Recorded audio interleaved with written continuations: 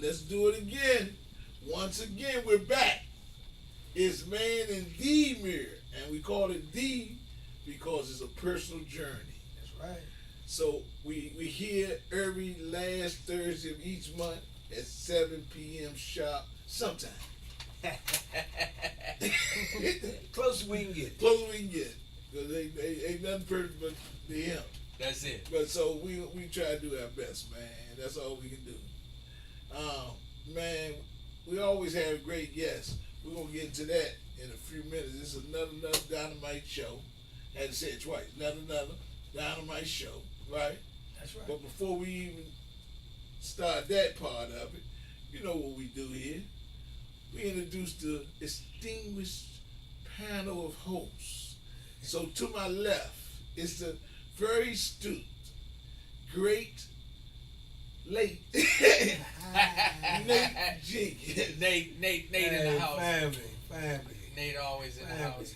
Yeah, you know. Welcome back to Man in the Mirror. Yes. It's not a monthly ride. We're going to help some folks, but more lucky, we're going to help ourselves. Come on. The mirror. All right, yeah, we're going to look at that man in the mirror. Yeah. And to my left is the sage of the group. The sage. Full of wisdom. Full of. Going over time. Well, at least he got the white beard. Mr. You Rodney. you already know how we do. You know how we do. I love it. But Yeah. it's like this. You know, wisdom is all at the table. Yeah. So, you know, as we know, and guess what? The most exciting thing about this, I'm on the show that matters. That's what right. gets me. Yeah. So, you know. It's a show. So, you know, I got to go back. I got to take it back to the coach. And he going to throw it back because we're going to, or he can introduce the guests, but we got Mr. Boo Jones. You already know how Boo rules. Hey, all right there. Come on now. Boo Jones. Boo Yeah. Jones in the house. Before we get to our guests, you know, because this is a very, very astute gentleman in the building, and I'm gonna let you. This your month. Yeah. I'm gonna let you. But before we do that, I would be amiss not to. Did I say it right? Remiss. See, because I go to Nate. That's my dictionary. Well, you know that we That's got to my go to dictionary, Nate. yeah. It's the dictionary right here. So Nate, I don't know if you knew it or not, but it's Miss Teresa Jones' birthday today. Oh Happy yeah. birthday! Okay, young lady, 21 again. Okay, I got you. My baby's birthday is always, another trip around the sun. We hold him accountable for that gift. That's all we gonna do, Yeah, man. that's the gift. That's the gift. She is the gift. Yeah, we talking about the gift you giving her, not the gift God gave us. Actually, she gets that early in the morning before she wake up. Oh, okay. Yeah, but she is. I ain't gonna touch it. I ain't gonna touch it. Hey, look, but anyway. Anyway. We're gonna push past that. Yeah. Just wanted to acknowledge this her born day. And then, we couldn't do none of this without the coordinator over there at the The church. real person behind Yeah. the whole thing. Yeah, You understand? yeah. The backbone. Yeah. The Lady backbone. Z. Lady Oh, Z. come on. Right. The backbone. Yeah. You know, the body can't move without the backbone. Yeah, can't do nothing with That's us. the spine right there. So we're gonna go ahead and get into it. But let's address one thing. This is The elephant in the room. We got a seat that's empty. see the end. Right. So Yeah. we down a host. Yeah, but And we want to just say, right, for everybody out there, Miss Amy Cakes has moved on to different pastures. yeah. You're going to see her out there in burgundy and gold, jumping around, Yeah, hyping folk up she's and on the all hype, that. on the hype, On the the hype, hype team. They really hype now. For the Commanders. The Commanders. Well, we wish her all the All success the and success. happiness. There you See, go. because that's happiness is the There you success. go. Yeah. There If you you happy what you doing, you ain't working. There you go. That's They burgundy and sold, not burgundy and gold. and they sold. They sold. And first time, Yeah, black ownership come on, man. Oh in man. the NFL. Oh Hey, man. look, especially by that, that's big by coming from that organization, Yeah. which was the last. Last. Come Say on, it again. What? Was the last organization that integrated a black player. Wait a minute. A lot of people don't know this, but George Preston Marshall, Come on, man. the owner of the original Washington Redskins, made the statement that he'd never have a nigga play for him on his team. He said that first. That's his almost a quote. But that, yeah, And guess what happened? now we got one. First They black quarterback. drafted Bobby Mitchell, Yeah. and he died. But check this out. Not only that, Did you know that? but not only that. So he stayed true to not, his word. But listen, but not only that, the man upstairs always has a sense of humor too. Yeah, he do. Because the first black quarterback to ever win The Super Bowl Yes, and sir. the MVP Yes, sir. Yes. in the Super Bowl. Yes, sir. Played for the Washington Redskins. Doug sir. Williams. Yes, sir. Doug Williams. So fun fact. You can't stop us. You can hold us down. It might take 400 years for us to get him out of it. And we're gonna talk And all maybe about this. another 400 years Yeah. to get our just due. But we're gonna get out. Yeah. So with that, we're gonna go ahead. Yeah, we're gonna dig all into that Yeah. because that's what we do here, man. Yeah. We address the elephant in the room. That's right. it. That's what I love about us, man. The thing about this show here, the elephant in the room is always dealt with. Yes, Yeah, sir. yeah. We're You gonna know, pull so the we cover bring that. off that thing. Yeah. So let me just, because we want to bring this brother in, because Yes. this brother, today we talking about community service, and what's really so profound about this, each one of us take this opportunity to bring different guests in. As I was just saying it earlier, I mean, between Boo Jones and Nate Jenkins, man, we done had some powerful guests in here. Also with Amy as well, brought some powerful guests in myself. But what really starts to get me is when I deal with somebody who do something not because they have to, not for their attention, but it's a part of them. I met this brother Khalid, Karim. This brother here, man, when I tell you, he eat, sleep, and live in community service. So with all due respect, man, I'm glad to have you on the Man in the Mirror with my partners here. These guys here, man, these are some of the most profound brothers you're gonna ever meet. And you now we sitting here in a circle to be able to talk about community service.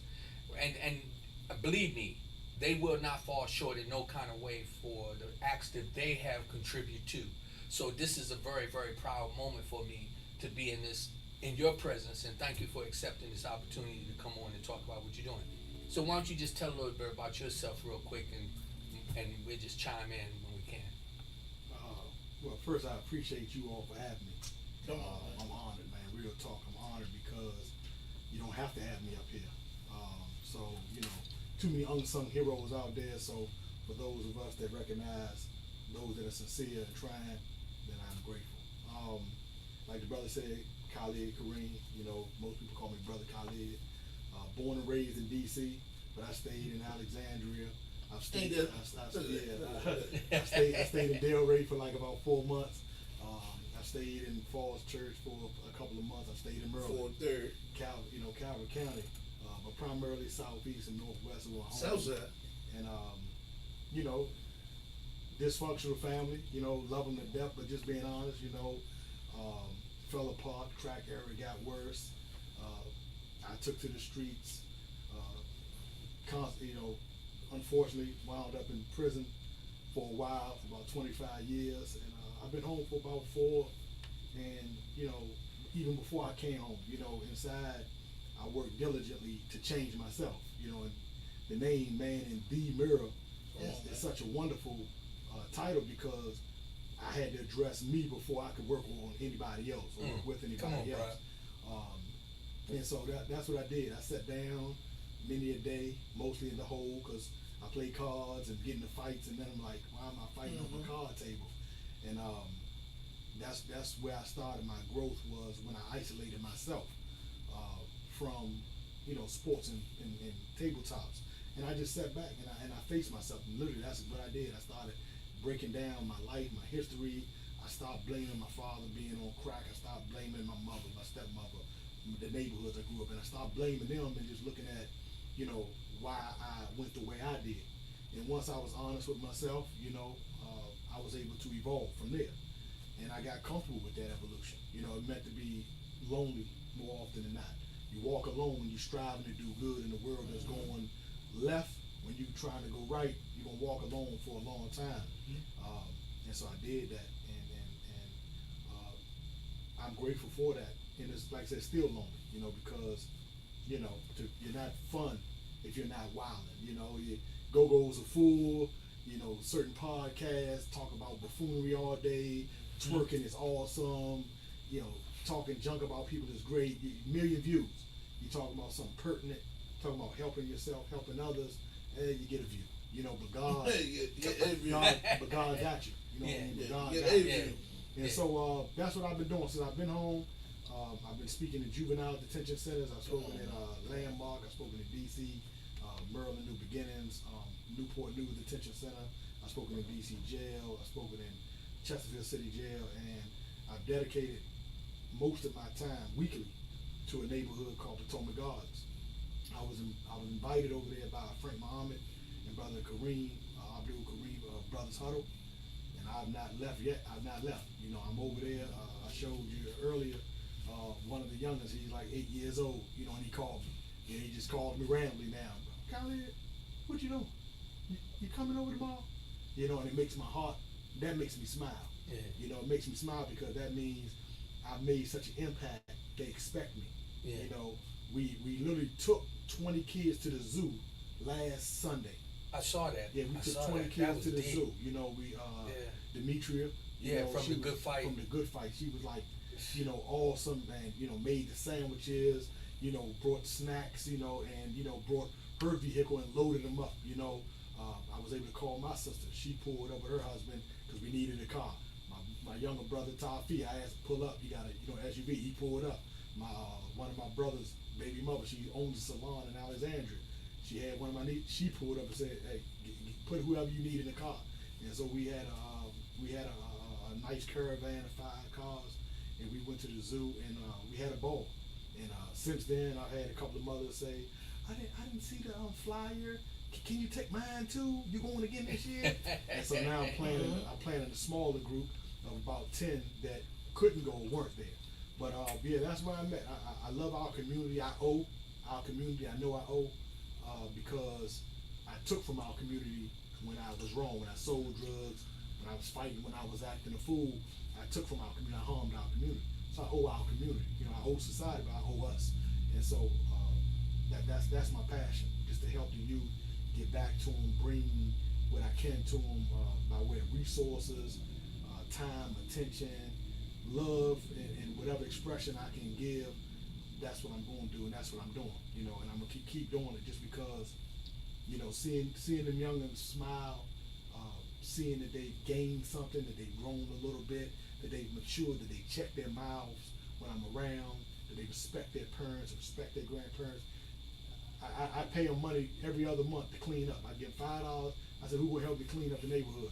And they run to it. They jump to it. You know, I got footage where I give them trash bags, I give them gloves. I say, "Don't pick up no glass. Call me." And they run around. They tell them bags, "Look at my bag, bro, Khalid." And it, you know, then I tell them why. You know, this is where you live. Clean it up. You know, So to see their response is priceless. So you know that's why I am. I love our community. I want to make it a better place, and I'm gonna keep doing what I do. You know, I'm gonna keep doing what I do by God's grace. You also written a book of poetry too, right? Yes, sir. Yes, sir. I have two poetry books. One is called "I Was Just Thinking." That's on Lulu.com. I have another one that I just put out mid last year called "Still Thinking," because I'm always pondering. My third one won't be named, and someone said let the third one be called "I Finally Figured It Out." I'm like, no, I'm still thinking of it. You know, there's always thoughts, you know. But yeah, I love to write poetry. I don't really recite it, but I love to write poetry. Okay. And something else, okay, just to go back to where you was. So, what you kind of just identified is man in the mirror. Right. Didn't he? Mm-hmm. I mean, He technically, summed it up. he summed it up. This is what we bring to the table. I mean, when I tell you these gentlemen, you know, I'm not even gonna give them a chance to speak on it. Both of them have lived the other side of their life. So that, you know, I'm the only good boy up in here. We want that lady Z. So he say, Stand on that one. So he say, Let so lady he Z say. stand on that one. But Right. you know, which is much respected. This is what inspires me when I listen to gentlemen like yourselves who can talk about what y'all do for the community. I mean, these guys That's what they do. That's how did Man in the Mirror get started? Well, it was just a man support group that we did once a month at my house. Nate used to come. We did once a month, and we would go in my living room, and we would just support one another, talk about whatever we going through, whatever. It was a safe environment. You know, what we said stayed in there, and but with somebody, we said earlier, if somebody got dishonest or couldn't come clean, what we do, Nate? Make him stand in front of that mirror. We sent them to the mirror. So that's how it began. I mean, and my wife, she's always told me she gonna leave and let you go. And we had to go shopping. We go around Hard Times Cafe and get the chili and put all the stuff together, get some chips and make the glory greens. And it was the same meal almost every time. It worked. But it worked. It worked. And you know, and it started from there. And here we are now. And this is amazing, because what we have to do is we start to get back to the grassroots of things. We starting to get back to the reality that it's something else that me and Khalid have been chatting off and on. It's something else I want you to bring up. You talked about another reason why you was doing this and some things that was going on, and it's something that was I'm hoping I can rekindle your thought on it when you was talking about where they was playing, the kids, and you saw them playing, but they weren't playing in the grass, but they was playing on the concrete and around the trash cans and, you know, things. You remember we talked about that? Absolutely. I actually have it on my phone, you know, and you know, I ran them away from there, and I have to do it often. Where in Potomac Gardens, the trash cans, like in some of the other areas, I believe Woodland is the same way. The dumpsters are right there. There are some small concrete slabs, but they're like seats. I don't think they may be there to deter a truck from going anywhere, but they look more decorative. But the dumpsters are there, and so the kids walk over, they throw the trash in there. A lot of times the trash miss, but I've seen rats running under the dumpsters, and I've seen the kids playing hide and seek right there with the dumpsters. Now, hey, get away from there. Don't play. And you know, one of the kids, she was hiding behind it. She ran and she cut her finger on the metal, and she was crying. But then, you know, she brushed it off and she going to run again. I'm like, y'all stay away from the dumpsters. And it bothers me because children, black, white, Chinese, yellow, should not be playing hide and seek around those dumpsters. Those dumpsters shouldn't be so easily accessible, right? That disgusts me. And like I said, I got the footage. If I ever get a chance to speak to the mayor, I'm gonna talk about it, or anybody that'll listen, because that really it weighs heavy on my heart. I don't like that. I mean, we play hide and seek, but we knew not to play around trash. You know, my father, he wielded a belt, you know, and used it. So we knew not to play around trash. We played around cars sometimes. You know, we played, you know, behind bushes and buildings, but we never played around trash. And to see the kids do that, to be so oblivious to the filth, the smell, the dangers, it bothers me. But that has become the norm. That's the norm for the inner city youth today. They hear gunshots, they'll look, and they have conversation like, who you think that is? You know, they know neighborhood beefs. So now they're as opposed to laying down on the ground or getting low or getting scared. It's like, you know, who got shot? Come like music. It's like music. Yeah, they're desensitized, and I don't like that, because that takes away a degree of the humanity that they're blessed to be born with. You know. But I thank God for the social media and us being able to do this kind of stuff, because it was a big disconnect during the crack era. You know what I'm saying? Because the big mama was smoking crack, and I mean, just keep it real. The family thing that we was blessed to come up with was no longer there during the crack era. You know, like we talk about playing in the grass and playing and creativity, making up games and stuff. You couldn't do that during that era. Well, you know, crack was Tommy Bomb. the only drug that was not generational. Yep. Right? Crack was the only drug that infiltrated the entire family. Everybody. Right? it was the only drug that made the household and your surrounding unbalanced because of a few things. One, because of the way it was introduced, right? I'm a former crack user, crack dealer, all things related to crack. You can label it, you can put Nate Jenkins' name behind it. Some people erroneously say I started a crack epidemic in some parts of the city, because when I came back from New York, they were still sniffing until I showed them what the Peruvians showed me. And next thing I know, this whole section of the city was smoking crack. And they said, you did that, Nate Jenkins. So I owe as well, right? So I appreciate that sentiment. And I appreciate the time that solitary confinement, because 80% of my time was done in the home, right? But then you say Potomac Gardens. That's my life in D.C. You know, I grew up right there at 713 14th Street, right in front of right at the corner of Potomac Avenue in Pennsylvania, right there where the subway station is. So my playground was Potomac Gardens. You know, my mother didn't have to tell me not to go around there. She said, go around there and get them. That's right. You know, because I stayed there 24/7. You know, from the age of like, I don't know, 9 or 10 until 31. You know, and out all those great communities. You know, it's crazy how in every city these communities got names like gardens, terraces, you know, all these nice names, but ain't nothing growing in them gardens and terraces but frustration and poverty.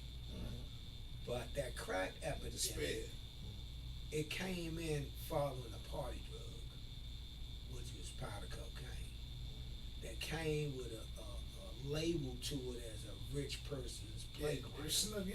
So people aspired to use cocaine for their elevation personally, right, and socially.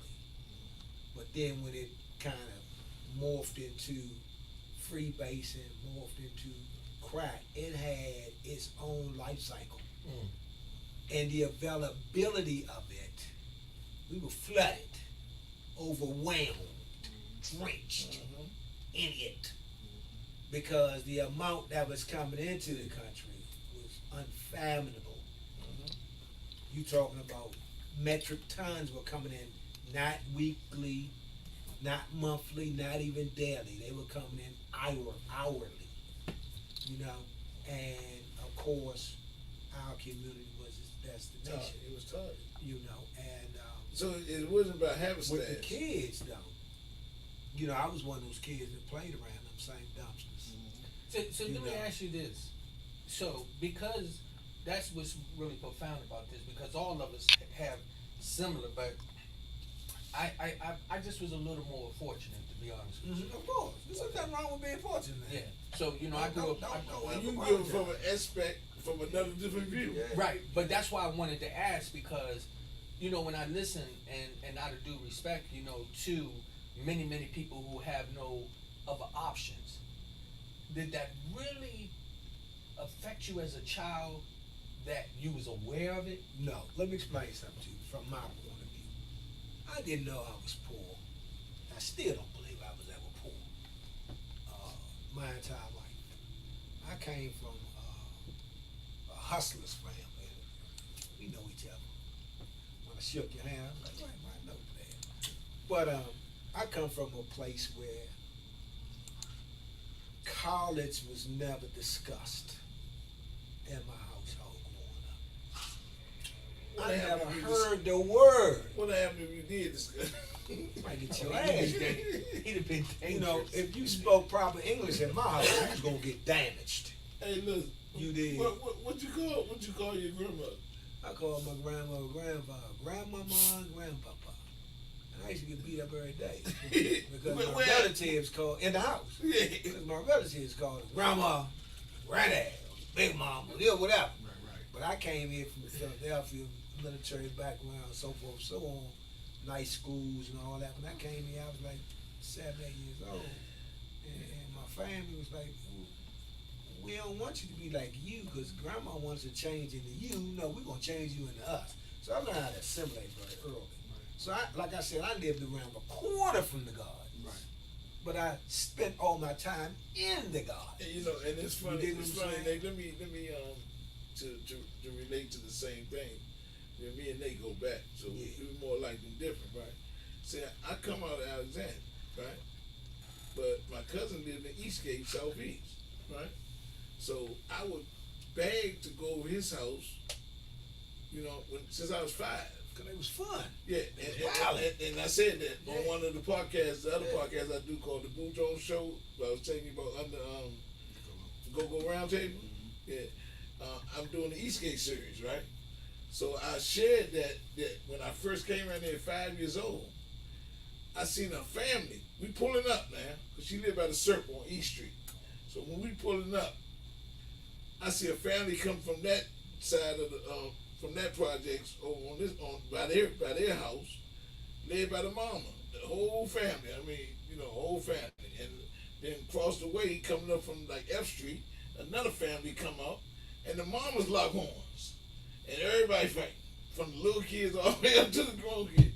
And I said, man, this is it. And I would gravitate, like Nate said, I gravitate towards the negativity. You know what I'm saying? And things that were dangerous was exciting to me, even though it was fearful. Now, I'm a flipping script a Come little. on, man. You know, I always try to address the elephant. Projects. They named them projects, but they were just that. Mm-hmm. They were a project to see What happened? how folks would assimilate and live in these government housing situations. And I was just afforded a conversation and some education regarding government housing projects. And they named the 10 worst ones in America since it started. Only one city had the indebitable, I don't know if it was a glory or not, but only the city of Chicago had 2 that were listed in the 10, Right. right? All other cities, But the Greens. Green was one of them, but the other one I forget the name of it, but it was the first project in Chicago. Even New York only had 1. Right. That was I get what right you're in talking the top 10. Matter of fact, none of them in DC. Very far. Yeah, they make it. They None of make the them cut. made They it. make As the much cut. as we think we had it tough, none of our stuff even made the top 10. That don't mean we was any better, but we were actually, because the worst one was the first housing in Los Angeles, Ain't that the something? Jordan homes, right? And that was also one of the largest. But what happened was, the reason why they built that housing is because they had this influx of migrants coming into LA from Mississippi, Alabama, places like that, looking for labor jobs because they didn't have education, stuff like that. So they could find trash man, gardener, whatever, things that we don't want to do now, but things that our fathers proudly did. You know what I mean? But what happened was, one of the youngsters made a real astute assessment. He said, you know why we all thrown in together? Because they've been doing that since slavery. He said, you got to understand who live in the projects. And the dude said, who, preacher? He said, them field niggas. Think about it. Slave quarters. That's what it was. Well, and well, you know, they they- only patrol Yeah. the perimeters Of the slave quarters. of the slave courts and let the slaves work it out Yeah, amongst and themselves. you know what's funny? And they only send in the posse when somebody trying to escape. Yeah. And so you know what's funny? We had one of our people from Alexandria sitting right here, Lucky Elliott. Remember that show? Yeah. And Yeah. you wasn't Right. here. But he talked about the birds. Mm-hmm. The birds were sitting right on the water. Yeah. But we didn't know why they gave that that land to those people because that's prime real estate, right? Now it is. Yeah. Now it is. But back then, it was smut Wow. in the air. Yeah. Smut all in the air because the factories was down there. Right. Yeah. Yeah. That's what he told us, right? Yeah. Which I is, didn't know that. yeah. Yeah. I remember. That's why they had it there. Yeah. Because they were bringing the coal and all the stuff from with the boats, and the factories was right there. Yeah. And them people had to live with the air darkened from the smut. Yeah. They were That's living in there. That's in still today, every metropolitan city. If you look where the projects are, you're going to see industrial complexes close by. Air quality, living, all at a very low standard, right? If you look at our highway system that Eisenhower put together, the interstate highway system, I was just looking at a thing 2 nights ago on the changes of DC, right? Whenever there was a middle class African American black community, that's where they built the highway system. They would tear through those communities using eminent domain and build the highways through those communities and displace those middle class black families. See, like here on Man in the On Mirror, purpose. on Man in the Mirror, you get this kind of information, right? There's informed members on this panel, and guys like yourself who come in giving very clear, precise, most needed information. And understanding. Now, of there's where we a are. reason that we need folks like you, right? Now, you may mention how you might get one follower on social media, That's all right. but we understand Yeah. the truth to social media is those who live there aren't living, right? Your followers are the ones you touch every day. Yeah. You dig what I'm saying? Yeah. So when I look at like Potomac Gardens, I remember when they built it. Okay?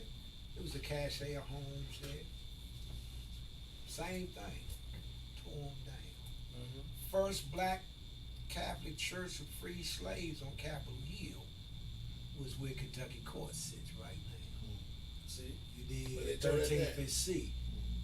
First, the government gave, the Catholic Church gave them the money to build the free slaves. It was 4 of them. 3 of them still stand. That's a trick game. St. Cyprian stood on the corner of 13th and C. When they say we want to build some projects, we need to knock that black church down. We can't build it nowhere else. Can't. Ain't no more land nowhere else. Yeah. But now you're going to build 20 more projects after you knock that church down Yeah. somewhere else. The old You banana- couldn't get there. The old Banana in the tailpipe. So look. Yeah. So Nate, you know, me and Nate talks all the time. So I get this all the time, right? Because I'm always wanting to learn myself. I'm always a student. But Nate, talk a little bit how they did Berry Farms. Berry Farms was supposed to be, from my understanding, was supposed to be for the black military people. To Oh say, yeah, it was military house. Come on, man. So a lot of people don't know that Berry Farms is the actual first projects in the United States, right? Not the first high rise, but the actual first housing, public housing made. But it was supposed to be for black military families. Yeah. Never That's what to it was never to supposed be, to be. never to be torn down. Yeah.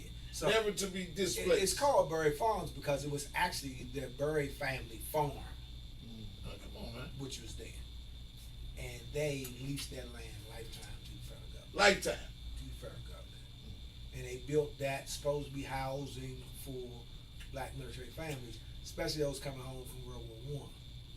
So if you knew what happened to our military that came home from war, the biggest fear that folks had, white folk mostly, was that them black folks then went overseas and lost their place. Because Jim Crow was live and living fresh here. But when they went to France, Italy, Spain, other places to fight, beside other white folk, they find themselves on somewhat of an equal footing.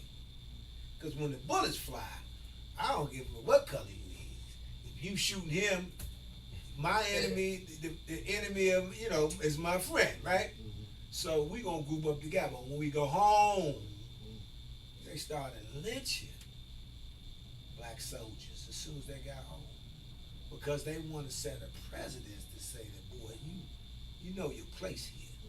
Don't think because you got a gun, got some rank, to tell some folk what to do. When you get back here, don't none of that shit count. You still a boy. So what I want to do though, They did that, but let me finish about his thing with if you don't mind, about Prairie Farms. So they ended up just allocating all of it, right? All of it to public housing. And here recently, they tore it all down, except for 2 rows of it, because by law, since it's You gotta leave something. way to the government, you gotta leave something there so the government say we still there. Yeah. But same with certain quarters, what did they do? They paid those families upwards of Yeah, they got paid couple thousands of dollars. thousands, but To to get them each, out of to each, look, Yeah. to each. So To nobody each. really Because it was a co-op. Yeah. It was a co-op. Listen, so they they got doing- money to and leave they and doing told the people, everywhere. y'all So- gonna be the first to be able to apply to come back. Okay, what you got to see? so what I want to bring back to the table here though. So when we look at what was going on then, and we look at what you're dealing with now, how does that help you to get the kids back on track, to get them to understand the importance of knowing knowledge like what he was just sharing? And how does that affect you, and what does that give you any ammunition to move forward? Well, we're taught that to know our history, if we don't know our history, we're doomed to repeat it. Exactly. Right? And that's a cliche if we don't apply the knowledge. Yeah. So I believe that it's important to know, this history. One of the problems with us as a people, we've grown complacent.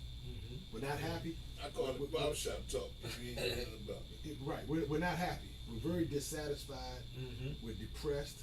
And that's not to be taken lightly. I didn't know how serious depression was until I sat down in prison. And I'm looking at everybody's disposition and guys at the card table all day. Then some guys didn't even come out their cells. Like I know guys that slept all day. All day. And I'm like, man, why are you sleeping? Man, because when you wake up, it's the next day. And I'm not trying to do this 50 years, man, wide open. I'm going to bed. Right. And they would sleep, and then they would get on Thorazine and different drugs to put them to sleep. They would buy drugs from guys to stay asleep. Next thing you know, you see them 3 years from that moment. Their eyes got dark rings around. They slower. They moving slow, and they didn't just mess themselves up with these hard drugs, trying to sleep their time away, as we call it. So knowing this information is powerful, but the sad reality is most of our parents know this, right? And when we spoke about that crack earlier, you asked the question, how did it affect us? I knew we were poor, but I knew the duality. Like you say, grew up in Alexandria, came from the military. Most of us are like that. Very few people from the hood are actually just all hood. Right. We got families everywhere. Yeah. So a lot of us might be from Butler Gardens, but we got cousins over there in Supla. Yeah. So that's when you know you poor, but we used to go visit Yeah, our cousins in Supla. We You're had like, the hold on, parents you got say- a room? Oh man, Your own room? You got a duck bed? Like me and my brother, we on the mattress and the box spring. But that wasn't even the biggest issue because how many family members or people that lived in the projects worked? Most of my people worked. My mother was on welfare, but both my aunts worked. You know what I'm saying? So I knew people that worked. I knew you go into their apartment, it was clean, it was neat. It wasn't the project itself that made it dangerous. It was the drugs. It was the influx. It was the amount of alcohol. And it was the world that weighed heavy on our shoulders. So when the men going out and they're working at Amoco or these gas stations, they mechanics, they still had to deal with terrible attitudes. So they sip a little bit to, get, just drain the day away. But what happens is the wife is there and she says, your son acting up at school. Inebriated husband, mad at the boss, he didn't get the raise. Man, God, leave me alone. She tired. Why y'all talking to me that way? Then the kid go outside and he's hanging out there, and he's trying to find what he didn't find in the house, love, what he sees on TV, acceptance. He goes and find that out in the street. So him and his friends, we ain't doing nothing, but we just ride him down. We go to Eastover, we sitting there walking in the creeks, we playing around, and that escalates because we from what neighborhood y'all from? Parkland. Man, this is Trent Park. I ain't supposed to be down here, man, whatever. And I'm going to see my grandfather in Trent Park. So when they fight or try to start fighting, so I'm telling my neighborhood, man, them dudes just jumping. Oh yeah, let's go back. Then you realize that this is the norm, and you come up in an environment where in school, where you from? Oh yeah, y'all over there. Where you from? Man, we don't like them over there. Now my father used to tell me stories about how we, Shipley and Parkland didn't get along with Bird Farm, so I grew up like I don't like the farms. Never even saw a farm. Almost had my life. Don't even know. Didn't know where it was. Just I don't like the farm. Where you from? The farm. The country. You know what I mean? So when you ask did the crack era affect us, it did it like you said. It covered everything because I knew people that drank beer, liquor. They did that, family members. But crack, the youngest we sold it to the older people that we respected at first. So the older man that used to come by and speak, hey, y'all tighten up. Yes, sir. Now you coming begging for some rock. Now you didn't just went from here in my eyes to this. So you come with a VHS, man, get out the way, man. You old. Now you accepting that. I've seen mothers in the neighborhood that used to tell us when we knock on the door, excuse me, is Mo here? Mm-hmm. She'll shut the door. Mo, your friends out here. We're looking at her funny a year later. She on crack. And she just slept with 5, 6 dudes in the neighborhood. They're Mo friends. Yeah. So man, this is why I call it the atomic bomb though. Mm-hmm. The atomic bomb, before the United States dropped it on Hiroshima, they never seen nothing like it. When that thing hit, they were still recovering. Even today? Even to this day, right?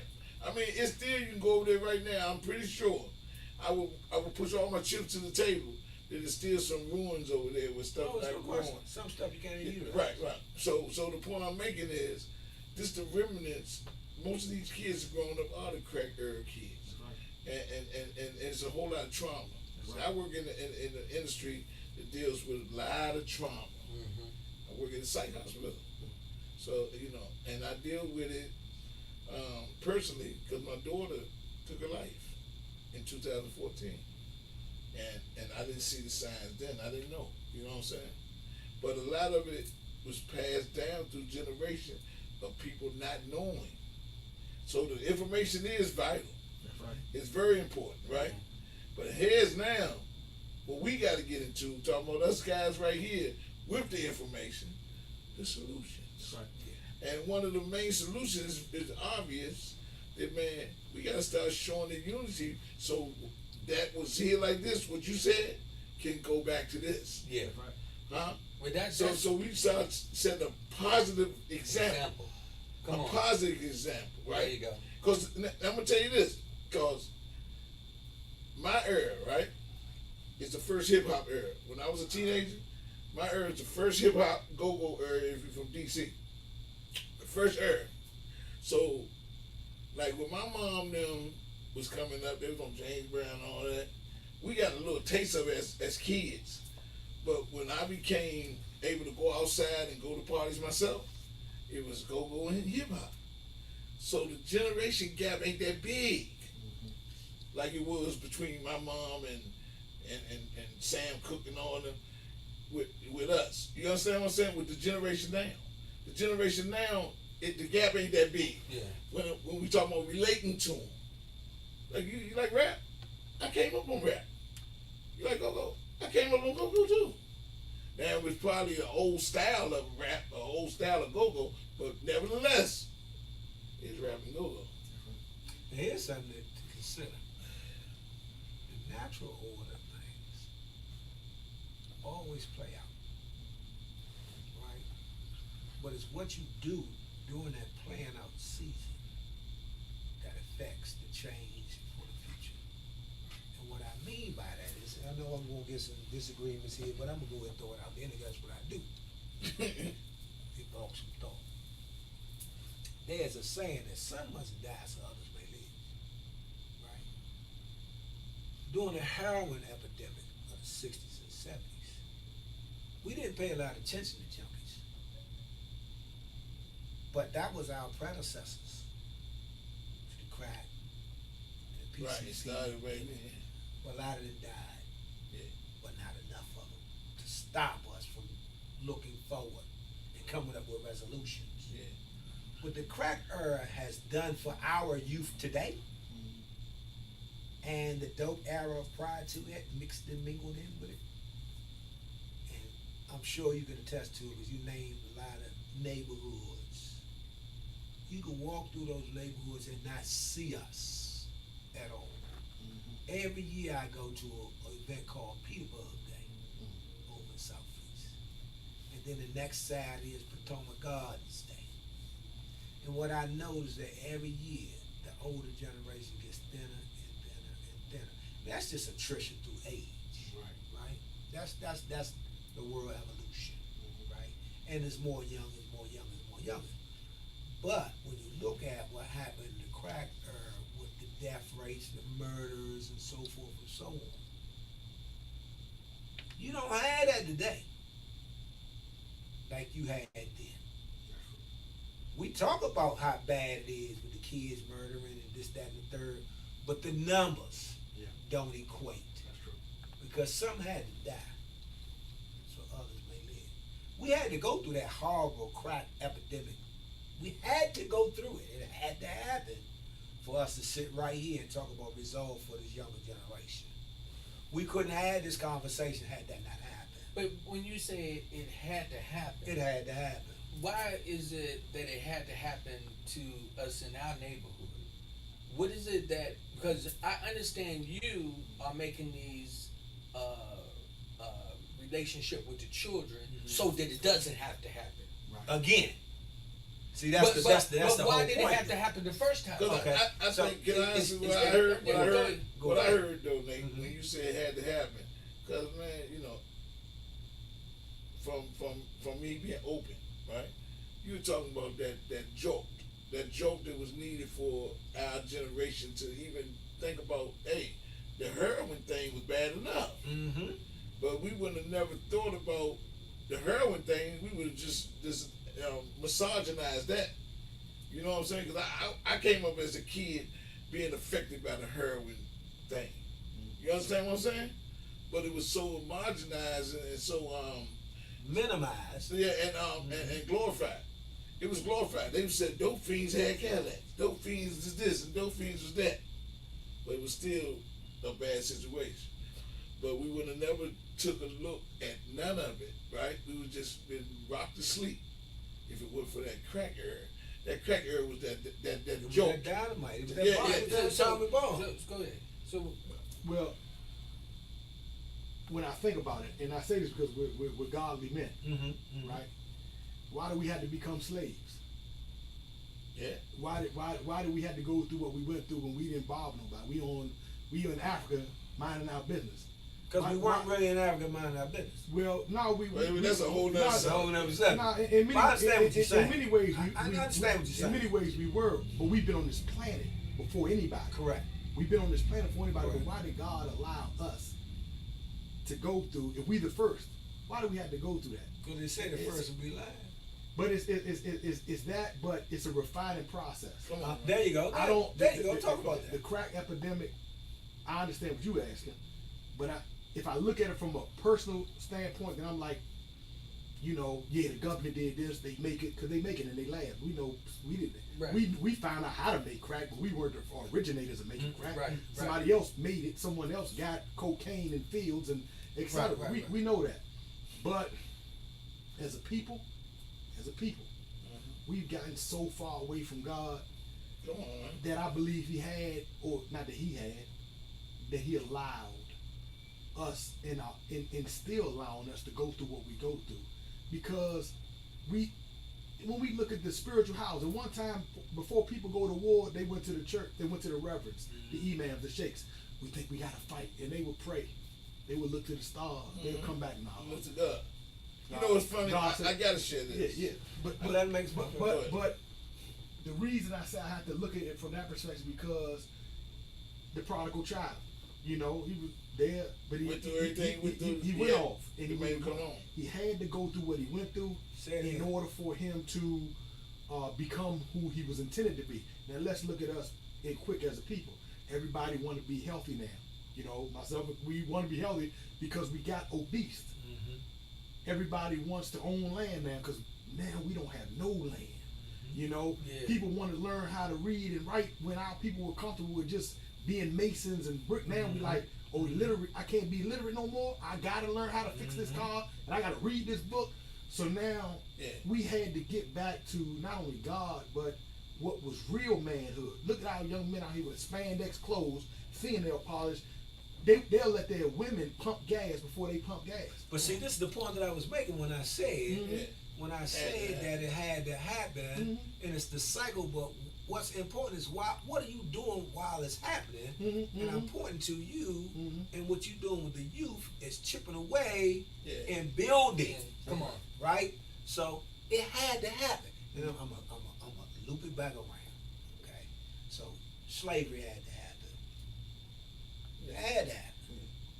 And y'all on the Didn't same want it to page. happen to us, but it happened. Yeah. And now, as a result of it happening, we got a different existence here.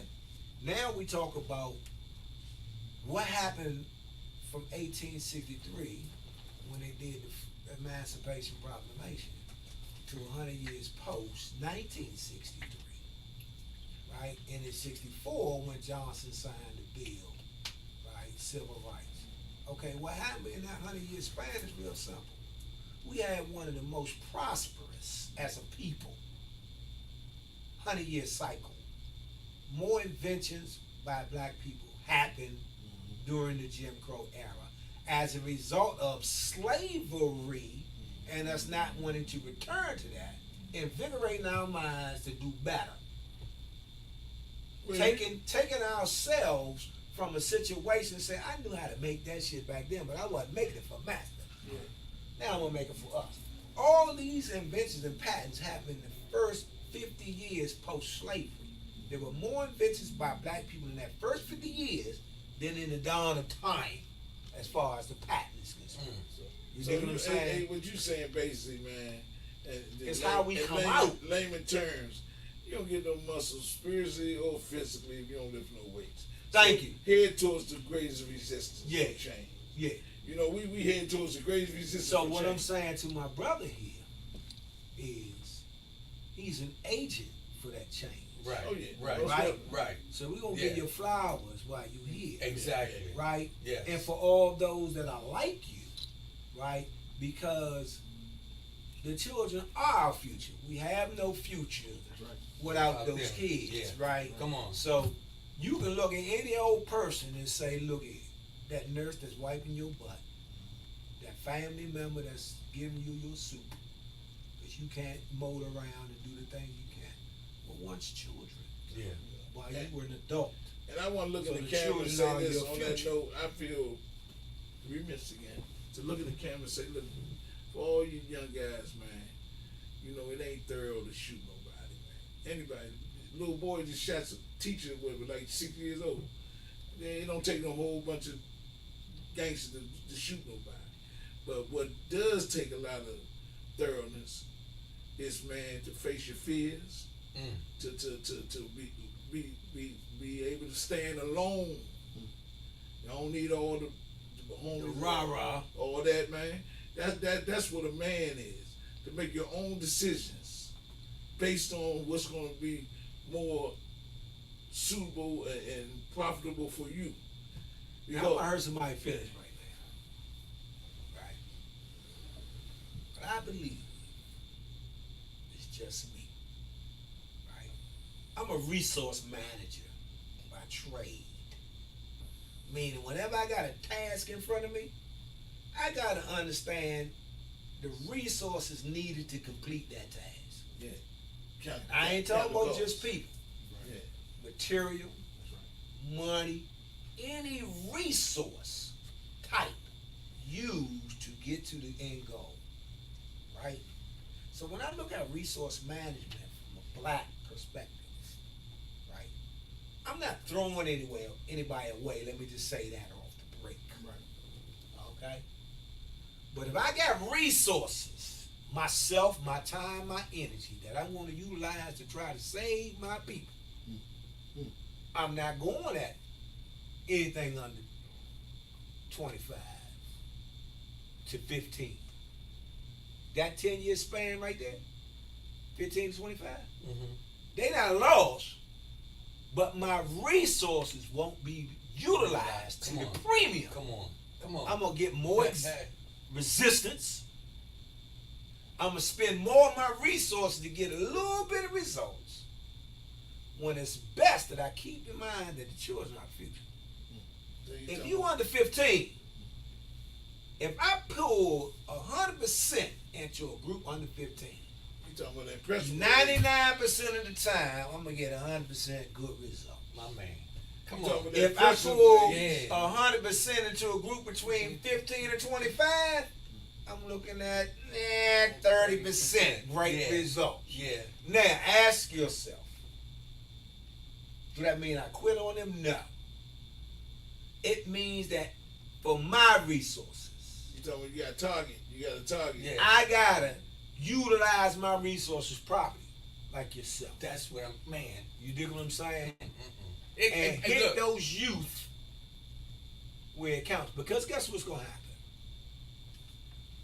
We all did something as youth. That's called look up. We all looked up. We don't look down. If I'm 10 years old, I'm not looking to 8, 9, 7-year-old for nothing. Unless they're a victim. But I'm looking up to 12, 15, 20, 18-year-old to model myself after. All their lies are now my truths. Right? Because they all liars. They all been in jail. They ain't gonna, nobody gonna talk about how they cried that first night in there. How fucked they was on Christmas when you got that little toiletries and shit, no presents. How when your motherfucking canteen was low, if you smoked you couldn't. You dig what I'm saying? All of that. How someone put Kool-Aid on the lips. You know what I'm saying? Okay. You know where we at, right? Okay? Tied shirts and knots, all kinds of shit. You understand? Hold To the get pockets. to the next Hold place. the pockets. Okay? They're not gonna talk about that when they come home. But they gonna just gloss it over so those youngin can look up to it and aspire to be that. Because when I was young, I couldn't wait to go down the country. You know what I'm talking Till about, you right? got down there. I couldn't wait to go to Lord. Because niggas come back from Lord with his cock tint glasses on, buffed up, you know what I'm saying, jeans with the tight creases in the joint. You understand? I couldn't watch where that nigga been. He looking all like that. I said, man, nigga been out of the country. I said, man, how was that, man? You know, I held my own out of the country. So and so was you down want the there, badge this of guy honor. was You down want the there, this badge guy of was down there.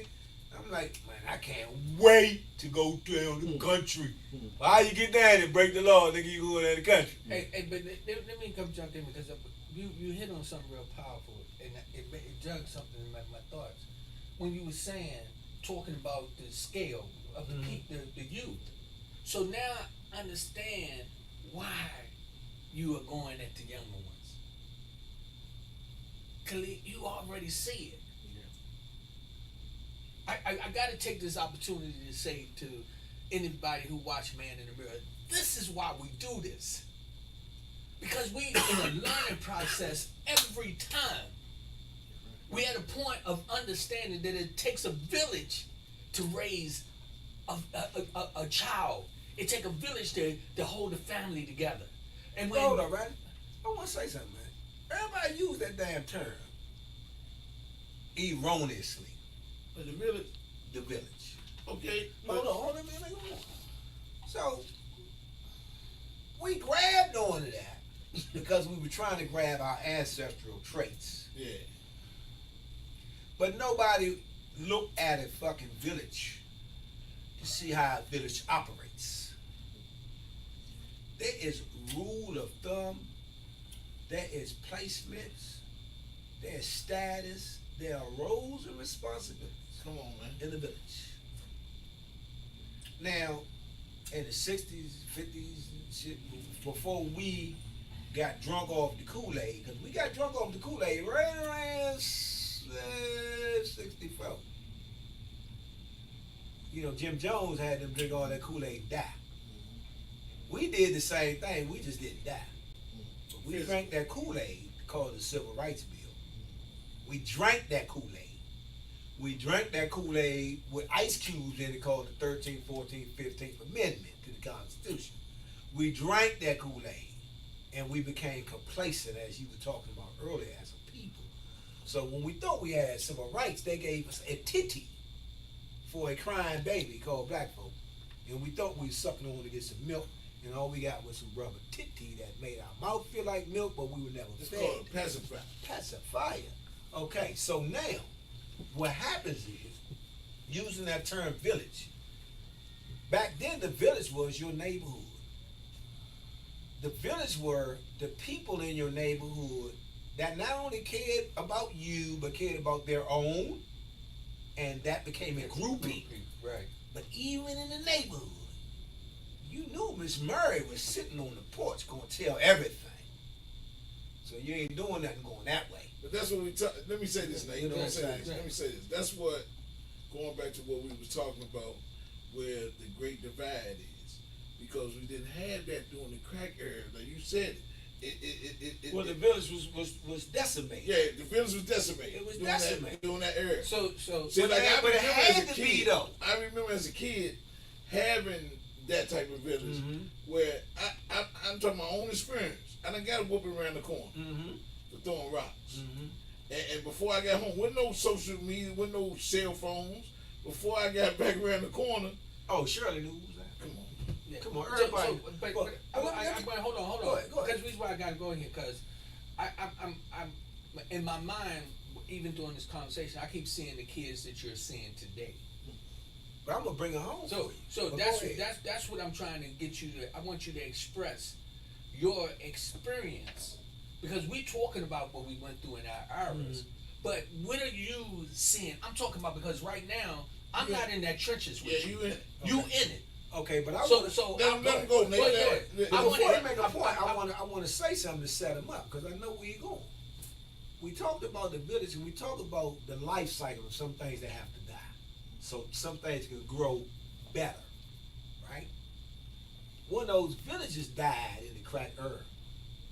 We couldn't revert back to waiting for Miss Murray and them, the next generation. They don't exist. That village was blown up. Okay? The average village does not exist because the individuals don't need each other anymore, because socially we've been dictated to be self-centered and selfish. Let me Let me finish this. Let me go back to this. what Rodney was saying, So, though. I'm going there, but let me finish to get to, so he can go ahead and peel it up. So the new village is these folks, this man and folks like him, I get it. to replace that job that the village would do. But he's asking Right. a specific question, though. Yeah, so but, we gotta but get what back I'm to saying is, I'm getting it to him to say, but when you this is what answer I'm that saying. question, But when you ask a question, he gotta get a chance to Oh, answer. so he gonna Rodney, answer. listen, Rodney asked him a question. Let me Go get ahead. this too. Rodney said, "What are you seeing from today mm-hmm. when dealing with the kids of the day?" Basically, simple as that. What are you seeing from today with dealing with the kids of today? What are you seeing from your being there? Because we was talking about is more so then. Yeah. What you see right now. Right now, that's it. Well, I see what we all saw, but I see a little. I see emotional issues. There's a little boy about this big. He's a twin, and he lost a musical chair. And he ran about 30 feet away, screaming, and sat down. So I looked at him. Come here. He come over. The man is 7, 6, maybe 6 and a half. I said, "What's wrong with you?" I said, "What's wrong with you?" They pushed me. I said, "It's a musical chair." I said, "We gonna play 5, 6, 7 more times." I said, "You know what?" So I pointed at 3 other kids. I said, "He lost, she lost, he lost." I said, "And they gonna lose again." I said, "It's a musical chair, man." Roughed his head. I said, "Calm down, breathe, boy." So he calmed down. He went, played musical chair again. Another little youngin', they asked me, "Brother Khalid, can you throw the football for us?" They make teams of 4. So again, I got pictures. So I'm throwing the football. One of them is 9. Throw it to me. threw it to him, he fumbled it. I threw it to me, caught it. I threw it to one of his teammates, he made it. He's like, man, you should have threw it to me. I said, he made it. He was like, still though. So I'm like, oh, who you sucking your teeth at? So he's like, I ain't, no, bro, I'm just saying. I said, who you sucking your teeth at? So while I'm talking to him, I said, go get your mother. I ain't even say nothing. He 9 now. I said, go get your mother. The little girl, the boy I talked about earlier, he has a twin sister. She went, here she go. I was actually just bluffing, thinking that would just shake him up, he would be quiet, But the mother came out, what's going on? I explained it to her. She said, come here. She said, apologize to Brother Khalid. He said, I ain't do nothing. Ran in the building and yelled, 9 years old.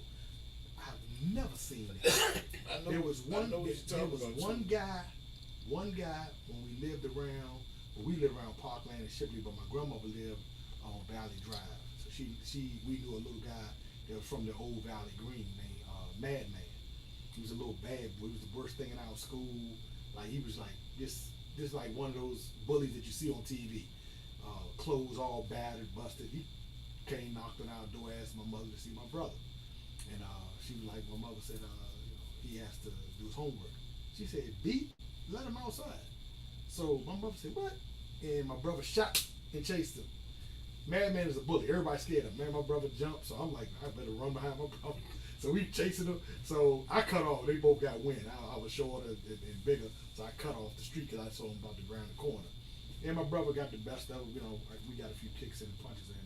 But my mother went to his mother's, Valley, the whole Valley Green. And his mother came to the door, and I remember her face. She had her hair was kind of any which way, but my mother said, excuse me, your son called me a B earlier. She said, what? Hey man, come here. He come to the door. Huh? She said, you call her? And soon as he said, no, I slapped him aside his head, hit him again, boom. He stumbled back. I'm sorry, I'll deal with it, shut the door. And my mother, she felt bad even telling his mother. Because the way she hit him was like, So I say that to say that what I see now is I see an extremely emotional youth. But I have to go back and I blame myself and I blame those of us that were in that crack era chasing that excitement, chasing that money. Because a gap of us men from 80, and I'm just either 87, on it or in jail or dead. From 87 to like 2000, that generation was gone. So where I had a father, and even though he started smoking crack, and I watched him smoke crack, I watched him make pipes. I've actually had to retrieve VHSs that my father had. One down Del Rey on Reed Street. Dude, popcorn. Gave my father a VHS for $30 in rock. Next morning, I'm dad. Hey man, give me that back. Don't sell my daddy nothing. And I'm only 15. You know what I mean? But I always looked up to my father at one time. But after that, I loved him, but I lost respect for him, watching him smoke and all of that. So, but same thing with these youngers today. See, when I hear us talk, the one thing I asked one of the young guys in prison was why they don't respect the older guys. And this is the truth. This is what I heard it myself. He said, man, all they want to do is tell you what they did, man. They don't listen to us, man. I don't care. I don't care you sold 5 keys. I'll take your keys right now. And I heard in that, it wasn't that they didn't want to respect the older guys. The older guys didn't respect them. See, a lot of times we have a tendency when we talking to the kids, the youngins, we tell them about everything we did. We only let them talk. Yeah, man, I got in the fight. I got in the 30 fights when I was your age. Then the youngins like, I don't care. Hey, let me get it off my chest. But you said earlier, desensitized. And I see that even with us as adults. Yeah. I've had this issue with brothers that, we can sit and we can dialogue and say, let me, and we'll chime in. But the truth is, all of us are eager to talk and less eager to listen. And that's the mistake we make with the young brothers. I know it. In prison I sat, man, and it was a division that was being created. And when them youngers started coming in with these sentences like football numbers, and they were coming in, and the old guys that stabbed people, that turned guys into, boys or whatever, them youngers ain't coming worried about that, because they was out there with AKs like, man, and they can't fight, so they ain't how they came. They ain't come like, I'll fight this old head. They came like, let's get at them. And the youngers 3, 4, 5 deep running up in the old head cell that done 40 years, that done stabbed 20 people, but he ain't that no more. And them youngers devouring him because the old head talking like he's still the killer from 1971. Oh my God, so I've actually, with other brothers, we've actually had to sit down, and I used the NOI class one day to sit older brothers down and the youngest down, Yeah. and have a dialogue. And so when I'm with the youth, like tomorrow I'm at the guards, and I actually told another brother, Kenny, I said what I'm gonna do is sit them down, cause I let them play, I hold the pads for them, I teach them a little box, I let them do arts and crafts, and then I sit them down and we talk to them. And tomorrow I'm gonna sit them down for about 5-10 minutes and talk about manners, and talk about manners, because they don't say thank you no more.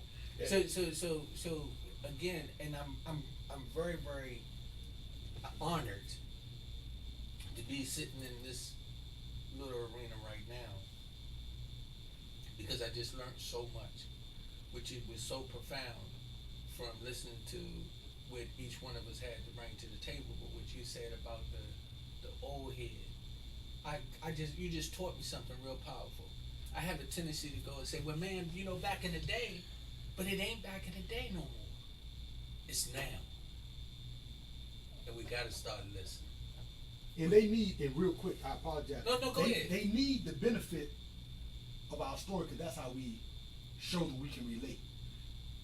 But when we tell them, At some point, we tell them, young, and this is what I did when I was coming up. Young, and we fought a lot because I did this because. We don't give them explanation, and they're worthy of that. You know what I mean? Like, I remember we didn't ask our parents. Like, one thing about this generation today, they got I don't know if they cold or they don't care, but they have no problem with saying, "Are you drinking today, Daddy?"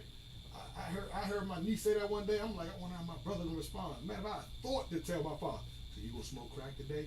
Man, I'd have swallowed all the blood in my mouth. I'd have had no teeth. Cause I ain't never. My father, when he got the bottle, I kept my mouth shut. Man, stayed away. Because you know not to go there. Well, we going back to, it was a different time. Yeah, no, that's what I know. It was a different time. So what we dealing with now, and I'm glad you got a chance. That was a good question that you asked him, right? Because we dealing with right now. And that's what's important for us, and for our viewers out there. You got to understand something. What Brother Khalid just said was real profound. And I just thinking about that, just using the scenario, because I don't want to all the time use something for prison or whatever. Mm-hmm. But, we can talk on all levels.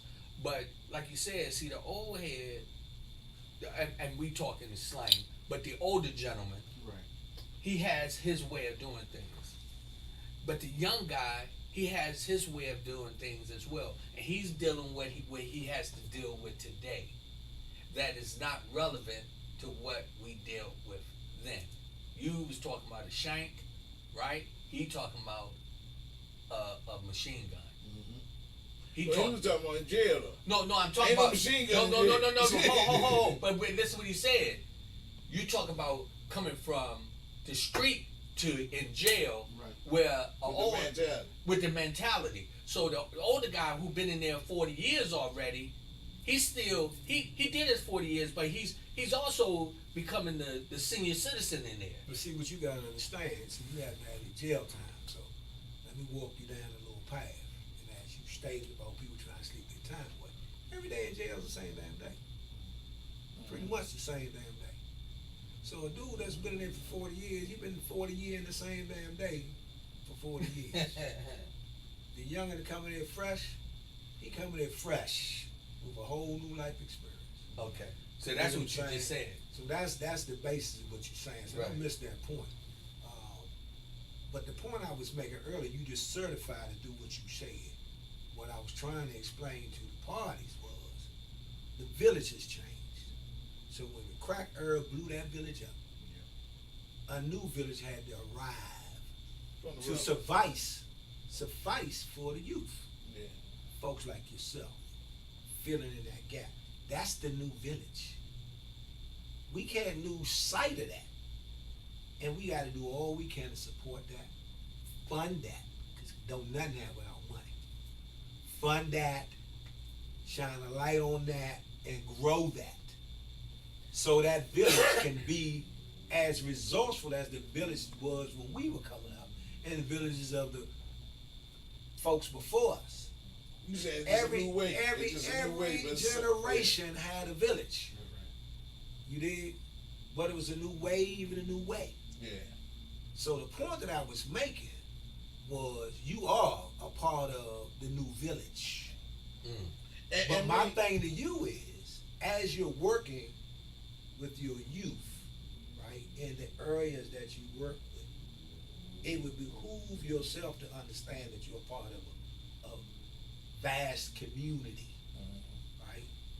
And you talked about how you got your folks in and pile the kids up to go to the zoo and so forth. That's your extended of your village, Absolutely. right? But there are others like you, and one of the things that happens is we get these angels such as yourself. I'm gonna call you an angel. In these situations where we helping our pockets of youth, right? But that pocket turns into a stovepipe, and it gets stagnant because the village is not connecting to other villages or other participants Okay. to create a village. That is. You That get is what I'm saying? That's the So point. now, yourself and others like you need to communicate. But that's Nate. You get what I'm Let me saying? quarterback. Let me quarterback. So a we little can bit. have a true village and have success for them youngest. Let me They're quarterback. not Let me- always gonna be in the gardens. Let me say this. Let me quarterback. So this is what I do. I quarterback this thing, and we understand. We might cut each other off or whatever, but I got a quarterback because you make a point there, and the point got to be driven home. That's what we had to do. Basically, what Nate was saying is we had to unite with our resources up top so they can have something to look up to. That's basically what you were saying. So if they see us unified and other villages like yourself, even with like Nate, with what you do, that's what we did here. We unified to form Man in the Mirror. And if we can do that, brick by brick, we can build something. This gonna be substantial. It's gonna make a change. So the kids gonna look. See, one thing I know, people gravitate towards unity. Get you a mob or something, Yeah. and y'all you know it. Yeah. Just like when you talking about being in jail.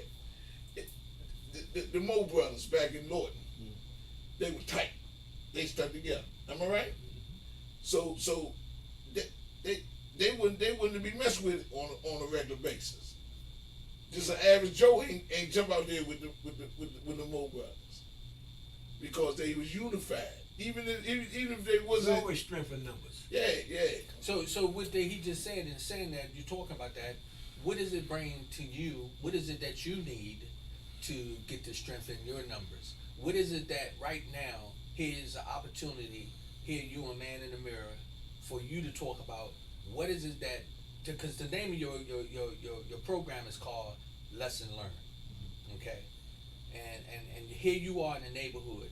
What is it that you need, even from us right here? And what can we do? What can we do? What you need to take, because we talked about the dynamics of the village, what it was, where it is now.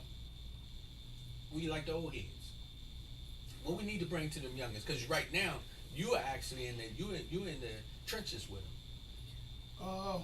But one of the things we need is, we need the resources, and by resources I mean sometimes the mothers over there, they scrambling, they need food, so we talked about some of my work with helping with food distribution. I take food over there sometimes from a voluntary food distribution thing I do, just to give some of the mothers food.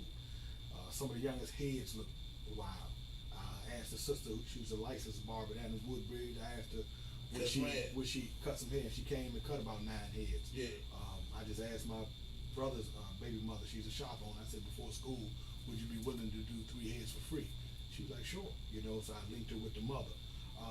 Because there's so many different kids, so many different dynamics. One might need help with reading and writing, and so I will say that. And one thing about me that people know when we've talked, I'm a very humble person. I work with almost anybody if I believe they are sincere in their efforts to work with the youth or whoever they're working with. I'll go out there and feed the homeless. I'll go out there and paint houses. Nothing to me. I love to do that because, again, when I say I owe because I know, right? And then I also know what I can do. I feel better doing that than just sitting in the house watching YouTube or whatever. So the youth, when we went to the zoo, half of them didn't ever go to the zoo. Never been. Never go. So last Thursday, when I went over there, one of the mothers had heard me talking about the zoo. Her daughter's like, "Mom, want to go?" And she, the mother, she's a little happier. She was like, "I ain't trying to do that much walking." She said, "Can you take him, please?" So I showed her a picture of a panda, and the panda was laying on the rock in the door. I said, "Mom, look, the panda's just chilling." And I said, "I got him." And then one mother, I texted her while I was over there. She has 3 kids. I'm like, "We over here, we waiting." She said, she hit me back. She said, "I'm sorry, but Khalid, I'm my boyfriend's house." She said, "Can you do it again?" I said, "I got you." And I come out my own pockets most of the time, and I've asked for a couple people because Demetra, she's helped the Good Fight, and she's helped tremendously because she works along the lines of helping people fight, heal through trauma, and also she's extended herself to work with the youth, and so I say resources. Like I say, I've reached out to a lot of organizations. When I came home, I reached out to people who work with the community, and have had several conversations. And now I'm kind of I want to be able to make sure that we can kind of like tap into you. Okay. Right now, if somebody wanted to support what you're doing, how would they go about it? Let's tell our viewers how could they help lesson learned to be able to Look right there. when What's your connection? When you gonna go to the zoo again? What's your information? What's the information? How do they? We might got somebody just hit the lottery that's gonna see this and just say, you know what? I want to donate I want to pour into this guy. I want to pour into this man. I understand what you're saying. A lot of times I'm reluctant to ask for money because so many people do. We ain't actually there for money. We said, how can somebody help? Let me say There this. you go. He said hit the lottery. So, but Listen. You ain't asked for no money. I gotta explain me. Go I gotta ahead. explain me, because one thing I don't like, I've seen people come up off the backs of our community. I've seen people come up off the backs of hard-working people. I know people right now that they don't care about nothing but money, right? So I care more about the kids We know than the that. money, right? Right. But so that's why I'm reluctant. You know what I mean? Right. But you need the resource. But I need the resources. You Okay. know, and so when I do ask for money, and I only did it twice on Facebook, and I take pictures of everything. I could always use money, and that's for school supplies. It's for art supplies. They love arts and crafts. I know arts and crafts is therapy for these youngsters. Right. Going places. I don't know. I just introduced you to a brother named Kenny and his wife. So tomorrow, Saturday. Field trips, like the zoo. Tomorrow, Saturday, we're trying to take a couple of youngins from the gardens to the Redskins training camp. And that's because I met the brother Kenny and his wife through a mutual friend of ours, and he's come to the gardens at least twice. He's bought fried fish, fried fish and food, and I've introduced him with his resource. So I'm grateful for his connection as well. So I'm always looking for people who are willing to just add to the lives of the youth. Whether it's financial, I have a Just cash your app, time. then you can help. I have a cash app. It's the $ Khalid, Karim, and the letter Y. So you got to spell that to some people, man. So, KHALID, KARIM, and the letter Y. That's my cash app. so wait a minute. With Slow dollar down. sign Slow first. down. It's the $, The $, and then and then Khalid Karim, KHALID, KARIM, and the letter Y. And with that, whatever you send, everything is embraced and appreciated, and it's for the kids. wait a minute. And wait, check this out. And I know how humble you are. You and I have done had these extensive conversations. That's why I'm doing this. Yes, sir. They don't have to send you money. Right. You can send material. Shoes, Clothes, your clothes. You can go to Walmart and buy the tablets and the backpacks. You can do whatever you're going to do, and put yourself in a position where you're going to say to this brother, this is what we do to contribute to his cause, because it's imperative that people understand. We talked about this. We got a program that's going to be going on this Sunday here in the intelligence office. You are one of the sponsors. Let me tell y'all something. I'm keeping it real. This brother, since he's met me, he has not only mentally supported me, but you financially supported my cause as well. And one of the things that I wanted to do is I wanted to come collectively to try to get something where we could actually get where we can start donating to individual causes.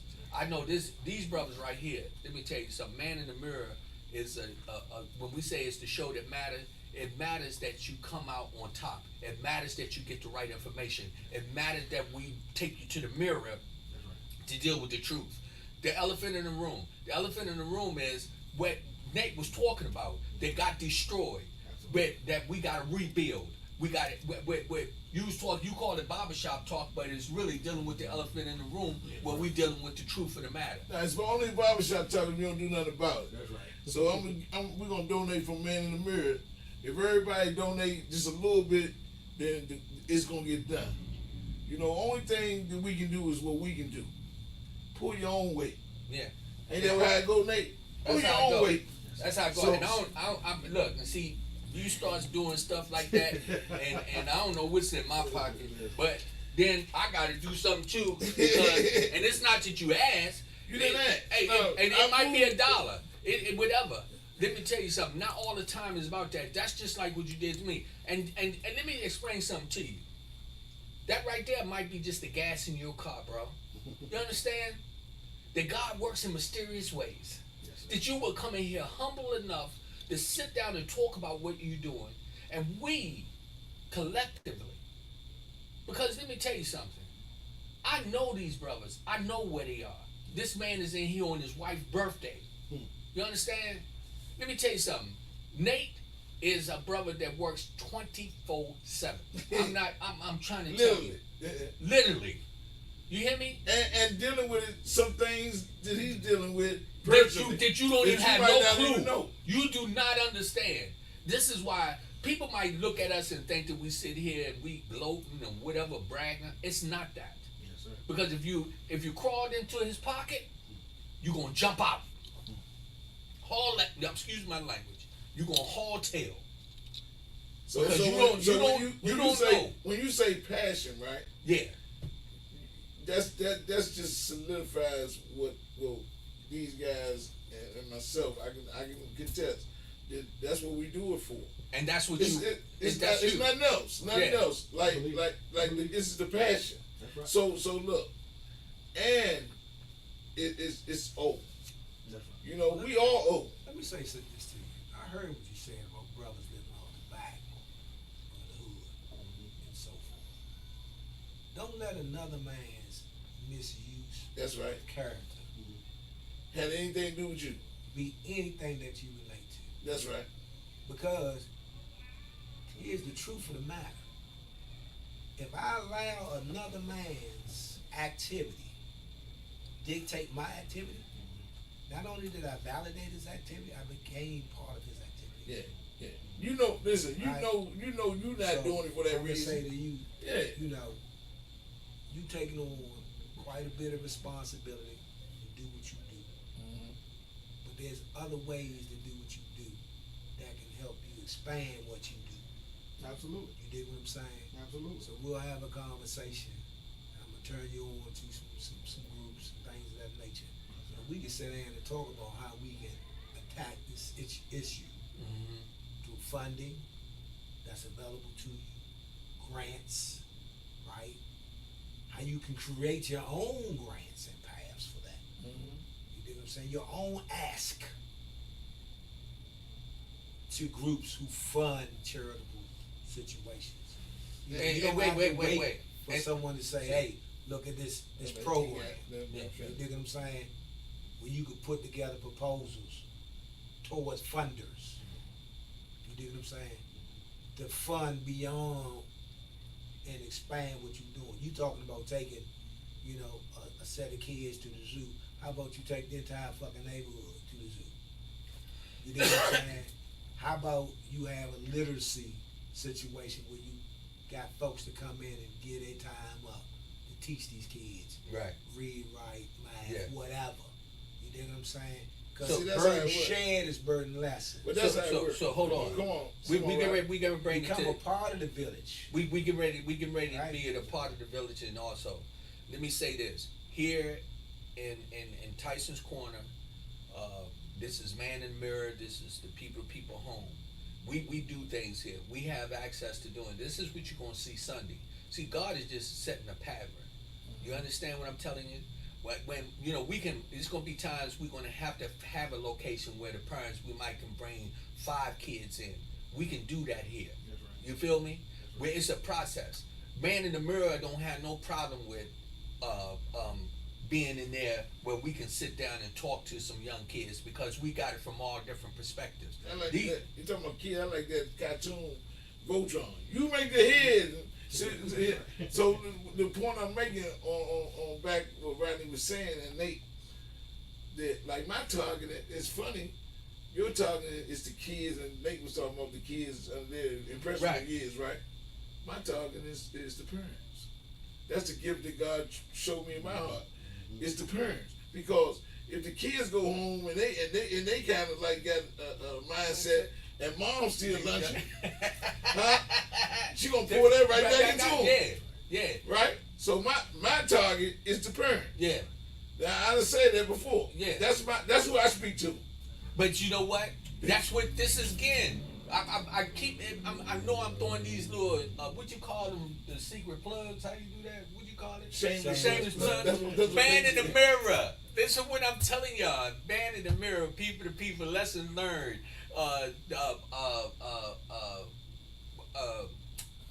Cookie is the good fight.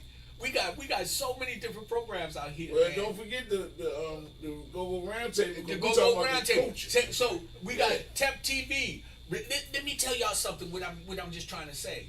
We in a new. Wait, Nate, didn't you say? So the past village was destroyed, right? What do we have a new village? We have a new village, but what we got to understand is the village is more global in aspect. Yeah, See, our village used to be the square miles that we found ourselves in. Mm-hmm. But you got to understand the world we live in today. See, that village didn't have cell phones. That's right. They didn't Okay. have social media. Yeah. They didn't have all of that. Yeah. So we got to understand that when we talked about the village, we're not talking about you, I, and we're talking about all those organizations you just mentioned. Mm-hmm. Okay? And more. other Many organizations. more. Yeah. But the problem with the village is What he we're said. not earlier. acting as a village. That's what he said. Earlier. Okay. We working, like I said before, in stovepipes. So we start stymieing our own growth and the growth of those we serve. That's right. You dig what I'm saying? That's So right. now think about this. That's a fact. Here's a plain and simple situation in every metropolitan area. When I was coming up, I had relatives in every part of the city. Every neighborhood and surrounding place, I had a real big family. They were very well known.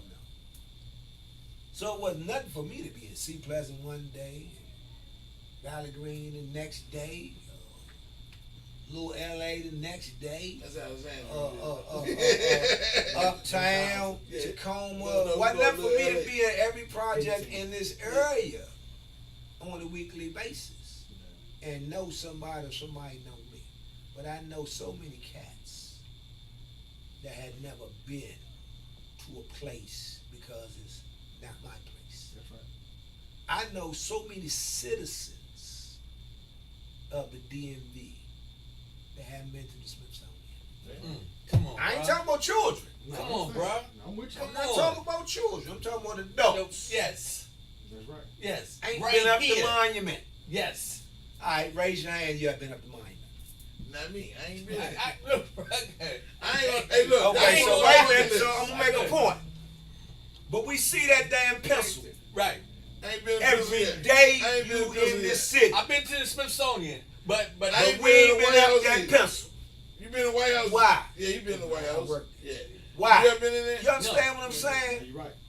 How many times you say as in your lifetime, if somebody say I'm going there, somebody else would say a good reason why not. Yeah. And it was not because they had information that was against that place. It was that they just expanded their fear onto you. Yeah. Now you That's like the that. same thing you just did about funding. Mm-hmm. come on, bro. Talk to him, Nate. Okay? Come on. That's the exact same thing you just did about Talk funding. to him. Yeah. I want you to break out of that. Well, that's Thank that, you. hey, Nate, but Yeah. that's why Come that's out that's of why I was that. telling him. I want you to look in the mirror. It's Come a on, spiritual you gotta- principle. I want you to be the man in the mirror and ask yourself, Why am I really doing this? Come Check on. this out. if I'm doing this for the kids, Come on. Then every resource that I can tap into, I don't give a fuck where it comes from. I need to get it. You need to get it. And you got to understand something. so- This ain't about you trying to fill your pocket, because, bro, what you doing is you coming out of your The pocket. pocket's already filled. Yeah, but Your here you spiritual are. pocket. That's Yeah, right. yeah. And you gotta put yourself in the position to understand. You know, sometimes we talked about this in one of our past shows about our pride and how we let our pride hold us back. Absolutely. I'm just learning that too. Right now, we try to move forward. This is not easy, No. bruh. We all have personal. Yes. We all have personal walls that we need to get around. Okay. Right. However they were built. Right. However they were built. But we just gotta knock them motherfuckers down, jump over, crawl around, dig under. 'Cause you talking about we gotta get to the other side. Hey Nate, let me say this, because you talking about That's coming where the grace out of physical prison, right? But this about this. If you build walls up to keep people out, right? Guess what you also do? You trap yourself in. Yeah, all that. Yeah. So they say a man is wrapped up in himself, In a very small package. and we got that from a wise man that we knew, Very wise. right? He used to say that Mr. to Allen us. Johnson, Yeah. gotta give him his Yeah, thing. Mr. Allen Johnson, Give him rest his- in give him peace. his thing. Because he was a very soft-spoken man, you know, who traveled the road of sobriety. Let me hit you with this real quick. About 50-something years before he died. Hold up. We talking about Allen. We gotta get to him. So he was he said the same things every time, but he passed that on to people like me and Nate, who came up behind him, right? And he used to always talk about people who need people. All the luckiest people. Are the luckiest people In the world. He used to say that all People to people, baby. Now check this out. Check this out. I'm gonna say this to you, man. We notice and we know that those youngins emulate you. Yeah. They look up to you. They go, you modeling for them, Mm-hmm. right? But if they just see you doing all the work and not bringing in help from over here and help from over here, like you did with the trip, let me tell you what they learned when you took them to the zoo. They did not just learn that animals were kept there and I had never been there. What they saw you do was coordinate with other adults. Mhm. What they saw you do was That get they can help, do. help, be help. Come on. Let man. him help. Now Yeah, they'll bro. be able Mm-mm-mm. to reach outside of their little comfort zone to get stuff done because they watched you do it. Mhm. So you gotta understand that How you when you teach? decide that you want to be something to someone, you gotta understand that you have now expanded your worldly responsibilities beyond yourself. They You know, don't have shit to do with what you think. what I do at work, right? And they're coming there, and the unit I work in usually be peaceful, right? Because part of managing the environment, right, is understanding where I can't do a certain thing. I need Nate. Understand I might need Rodney. Understand I might need Khalid. That's part of management. Management ain't always I got to do it.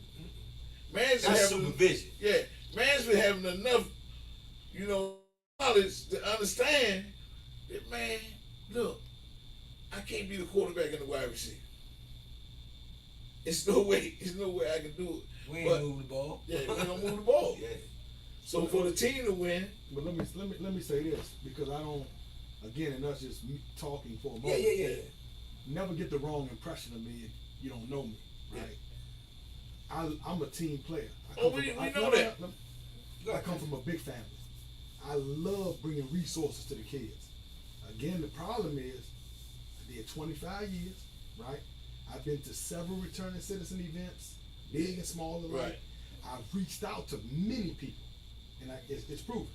I work with different people. I work with CASA DC. Yeah. I've been to juvenile offices. I've asked other people that come to the guards.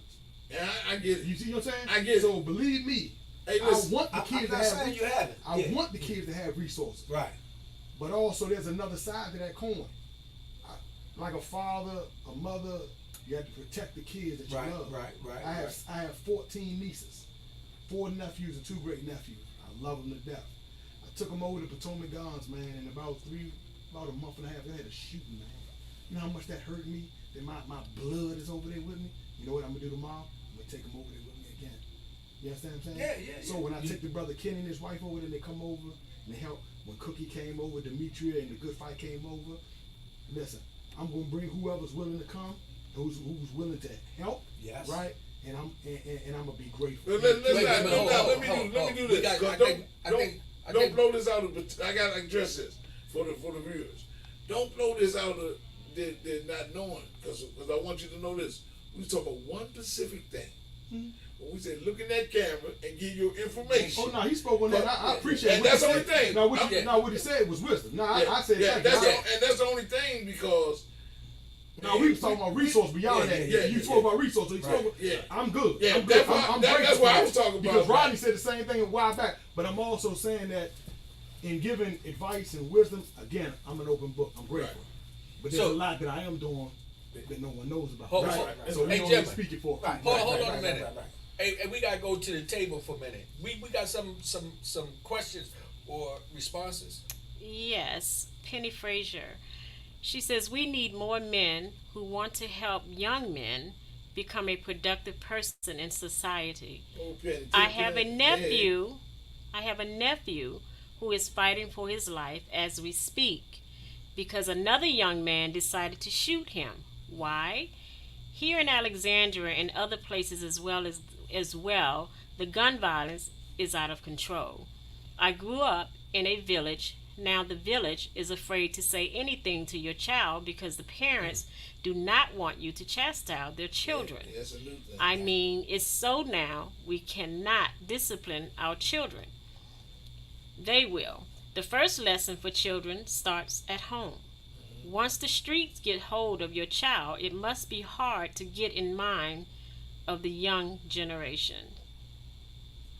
Man, hey Penny, let me tell you. First of all, thank you so much for that response, because it's individuals like yourself that help us know that we all are on the same page and understanding, and it brings things to our attention that we need to focus on, and so we talking about, and I'm glad that Penny is a supportive man in the mirror and people to people. I know this young lady, so. Kudos to you, and much prayer to your nephew. Yeah. We ask God speed over him, that he pulls through and everything. But Khalid, let me say something. Go ahead. What you doing? We got to keep pulling, and we got to keep the resources. I asked you to come on the program because you're a part of the weaving of the basket. It's not just Man in the Mirror. It's not just the Boo Jones show, what he doing with the go-go thing. It's not just the Good Fight with Demetrius. It's not all about Nate Jenkins talk politicking our way, shameless plug. Yeah. Politicking our way. It's not just about people to people. No. What it is about, though, is that he called you an angel, bro. You move in your way. You bringing them to the zoo. You doing these things. I know that as we collectively come together, as people like Penny who's watching, that's getting some kind of support, some kind of knowledge to see that there's men out here that really care, and you're one of them. Khalid, Karim is a brother from the DMV who was just down in Norfolk, right? Yes, sir. What was you doing down there? Tell them what you was doing. Bless you. I went to Newport News to hand out flyers because I'm a part of another organization called Catch More Kids, and we have a weekend coming up next weekend, and we're going to pick up trash in 2 neighborhoods in Newport News and Hampton. And then we have a day where it's a youth day, a family day, and I was actually the talent coordinator, so putting the talent together. And we have our own the Bakers from Potomac Gardens coming down. They're gonna perform on stage. Okay. So Come I'm on. gonna have some of my Potomac Gardens family down there on the stage. And That's it. then I went from there to another brother. We're working on a documentary as I speak, and his name is Scoop Demetrius McLaren. You know what I'm saying? My man Scoop. We're working on something. We did a few episodes for his podcast, Life After the Streets. Then I went and supported a young brother, man, that I knew in prison. And, you know, his son is my godson. His name is Lavarius Jones. And he's a rapper. He has plenty of music on Spotify, LV7 Inc. God, you know, and he's going to be performing, you know. And so I went to watch him at a concert and then drove home from 1:40 in the morning to 5 in the morning Saturday. So yeah, I'm going to go, you know, I'm going to go where I can to support those I can. And that's in any and everywhere, you know. Hey, wait a minute. Gas, Hold you on. know. I want to stay on track on this one. Mhm. So you got another question over there? Yes, Penny wants to know, how do you recruit the young people? Recruit the young people. The brother Nate said it earlier. You know, the younger ones, the youngest generation, they're a lot easier when it comes to recruiting because they just want someone to play with them, throw football, basketball, talk to them, let them do arts craft, Yeah. spend time with them. And the youngest ones, that's easier. The ones that are the teenagers, Yeah, we already established that. someone has to also deal with them. Yeah. And I also deal with them. You know, there's a couple of youngers around the gardens that I also talk to, walk around with a mentor, We're and just talking about what is more acceptable. they want to know, one, if you can relate to them, and if you can't relate to them, how can you help them? So, you know, there's some youngers that love to play basketball. You might not have never lived the street life, but you might say, look, I can take y'all to this basketball game around the corner, and you can play with them youngers as long as y'all don't start no trouble. And that'll, you have their ear then, because now you're bringing to them, as the brother said earlier, a resource, something that is valuable to them. So it's not hard, it's just you have to know, you know, the child and the children and where they are. Okay. I just want to say one statement real quick. Khalid, you are a good steward, man. So that's what I was just, when we was talking about that earlier before that question, Penny, you a good steward, man. See, like, I don't know about nobody else, but my spirit, man, I peep people real quick. Everybody got a gift. I can peep you real quick. A lot of times I just let you go play yourself out. But I can peep you. I can peep you real quick, man. So you a good steward, man. You got a good heart. You doing this from the heart, and so that's why you should never be ashamed. That's what I think Nate was talking about. You should never be ashamed when it come down, because I know how it is. You preach to the choir. They'll tell you, man. I deal with Nate. Me and Nate have talked plenty of times where I had to call him over right in and talk about people I employ. And I pay money out. I don't let people live in my house with me and my wife, rent free. So I understand you can get tired of keep getting done, dirty after you reaching your heart out. Yeah. So I understand where you. But I can tell you this, as we know, consistency always prevail. When, and I'm trying to put it in a phrase that instead of it being resistance, when you're consistent, eventually it starts to give in. And what we have to do collectively, I something else. So a lot of times when I take things from it, because something Nate said earlier that, man, is floating in my head real heavy, that from this point on, I tie everything everybody said. So something Nate said and something that you said. Nate said it's a different gap from the children. Remember you was talking about, so 15 and up, we're gonna struggle harder, right? But when we get the younger ones, so that's what we gotta focus on. Not saying don't forget about the 15. Let's grab onto the ones that's kind of still got the sponge. And then something that you said that was really profound when we was talking about, we called him the old head, when the old head is so used to doing it his way that when he talked to the young boy don't want to hear that. So we gotta listen. So we have to learn and listen at home. Listen at home. Sit down and programs like this, sit down with your kids and let them watch it. Let them listen to men talking about these situations. we don't do this because we don't have nothing else to do. You can go on YouTube. Go on YouTube and watch it. This is a process. We got to also get to the point. Ain't no shameless plug. This is fact. In order for a man in the mirror keep bringing you the information, people to people, we talking about the good fight. We talking about lessons learned. We got to get to a point where we're going to keep sitting down and retraining that way we think, supporting these programs, and doing what we got to do. You got something else over there for me? Yes. Penny wants. She says education is key. Does your guest go into the detention centers and jails? He said yes. Yes. Yes, He said that for free. yes, ma'am. I have went into a couple of jails so far. DC jail, Chesterfield City jail. I went to several detention centers, and hopefully in the next month or two, I should be down in Manassas Detention Center. I just call them up. I call them up and I ask them, I ask for the volunteer coordinator, and I give them my story, and I tell them I'm trying to come in and speak to the youngins. So I do go. I've been to DC Detention Center, New Beginnings in Maryland, Alexandria Landmark a couple of times. And like I said, I don't just tell my story, because what you said was profound. That's something that is crazy, because I watched, you remember, what was that, they used to give us the videos when we were in school, Scared Straight, right?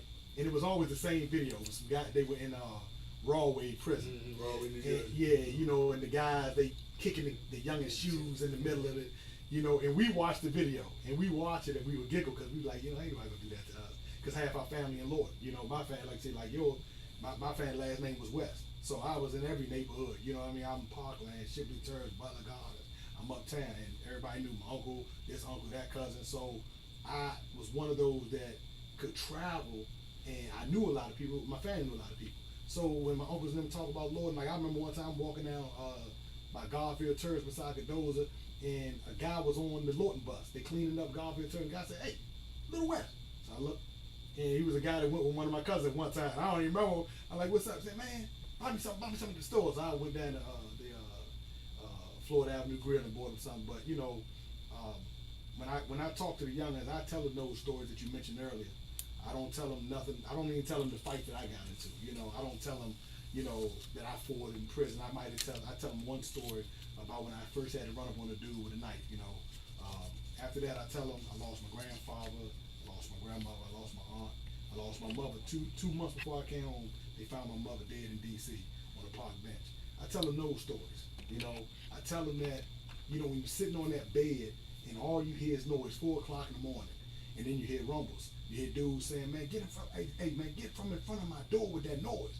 "Hey Slim, I'm going to child finish, man, get my door open, see, get my door open." And it's 4 o'clock in the morning, you boom, boom, boom, boom, boom, lockdown, 10:33. And you're like, "Man, ain't gonna be no wreck today. Ain't gonna be no wreck today." And depending on how that fight go, you probably locked down. Because if that person is a known individual fighting another known individual, then they mobs gonna clash. Right? So now we on lock, and it was an 85-degree day, and we can't go outside. I remember we had just got a new warden down in Greensville. Sweet, older brother, good, gold rings on every finger.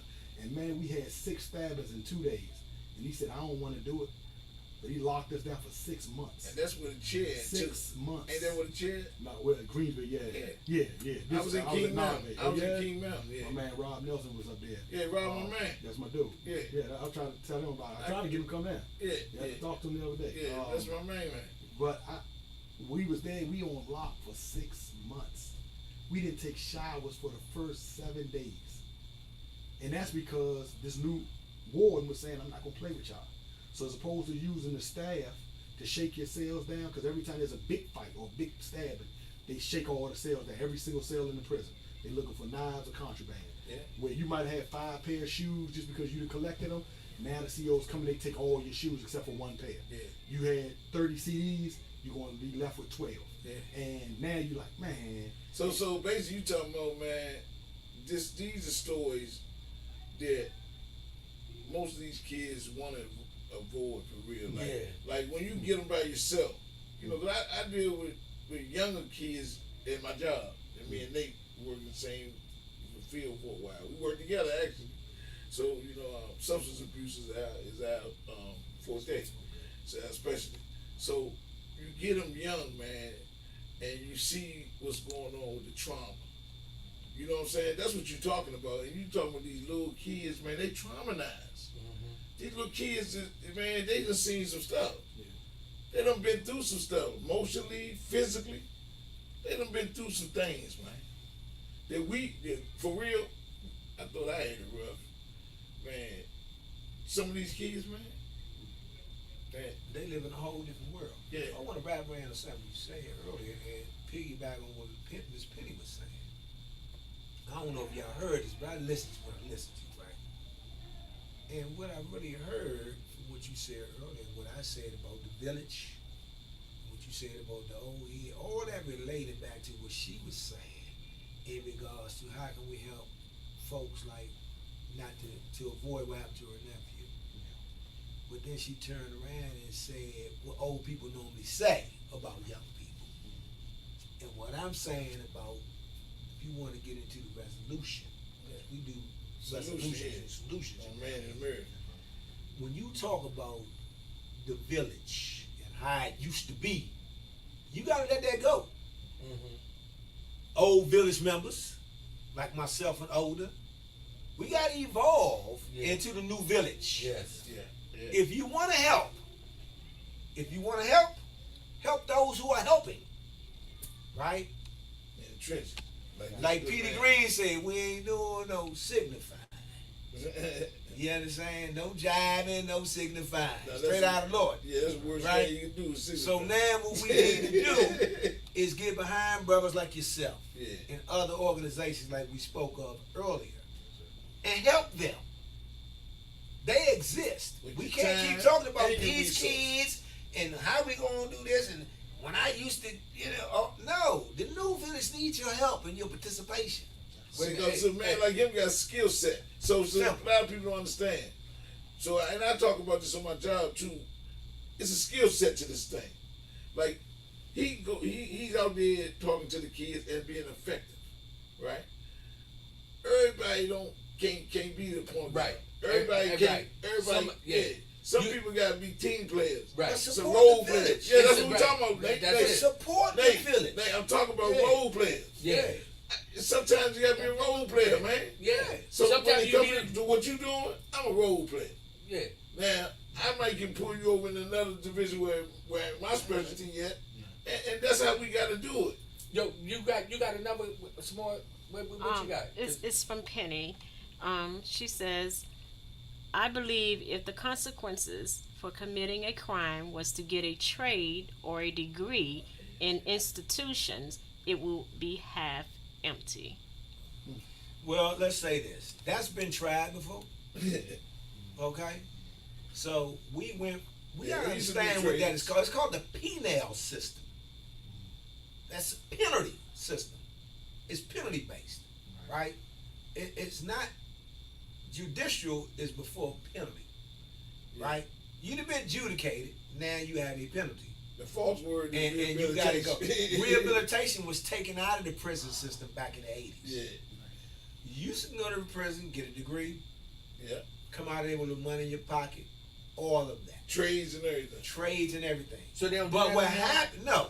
But what happened was, you had outside interferences with that those people with those trades and so forth had to go back into a society where those trades didn't And land work the right. jobs. Okay? Right. They were returning citizens who had career records that couldn't get jobs based even on their skill sets. They couldn't get employed. So if I can't get employed, what I'm gonna do? You know where that I'm came gonna from? go back to do what I do. You know where that came from, Nate? You ever see the movie? Well, hold on, let me finish the point. Go ahead. Terrence. So they did away with rehabilitation, not because it didn't work, because it wasn't supported. You can build a house, but if it ain't got the right support, it's gonna fall. Real simple. So if I can build up a person in prison, rehabilitate him to a point where he can go out and be a resourceful person, guess what happens? If he don't have something to go to, he's gonna return to who he What do you know? always is. Now I will employ things like returning citizens in DC. They try to have some help. In the city of Alexandria, a lot of people don't know, but if you're a returning citizen in Alexandria and you go for a specific type of job, and I go for the same job, but I'm not a returning citizen, you're gonna get that job. You know why? The city. You know why? For the city. Because they figured out the only way they can get that money back that they spent housing you is to have you pay taxes and get that money back. But that wasn't working at a great rate, so places like Fairfax and stuff like that, and throughout the state of Virginia, Make you pay. start making you pay every day rent for every day you in prison. Yeah. So now when you get released, but here's the kicker to that. Here's when you get released, you got restitution, right? And you got this bill attached to you that's attached to your probation.